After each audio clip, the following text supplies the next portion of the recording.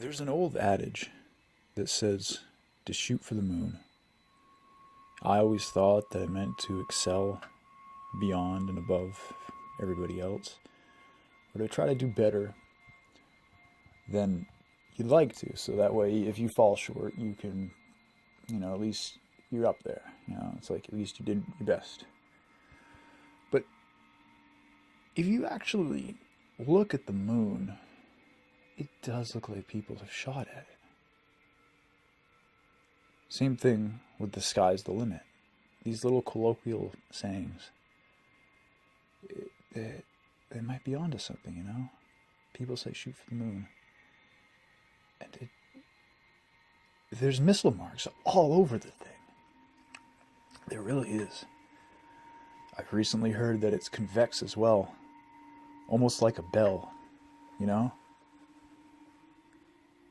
And maybe that's how you summon God, And maybe that's how you get its attention.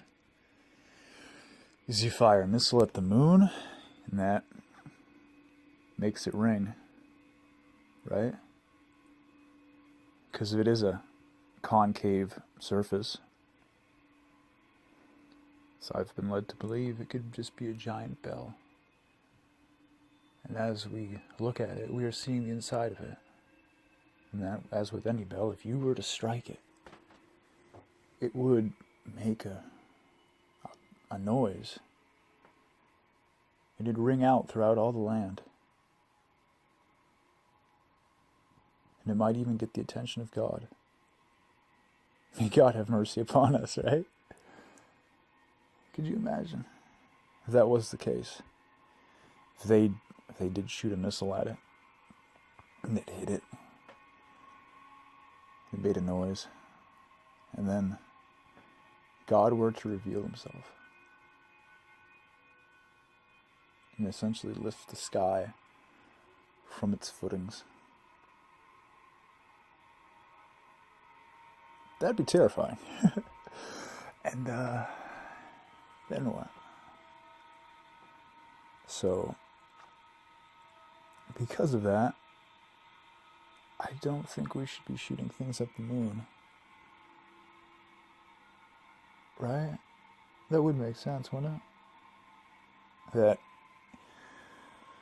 based upon where we're at, wouldn't want to ring any bells. Right? Because clearly it's been done before. I mean, even in our own history. It's the stuff that we're privy to. We've heard that they have shot missiles at the moon before. And what I've heard from those studies is that it rang. They've determined it to be hollow because of it. And then people say, oh, it's the Death Star. It's the thing from Star Wars. But it might not be. It might be a bell. It might be a bell. It might be what it is.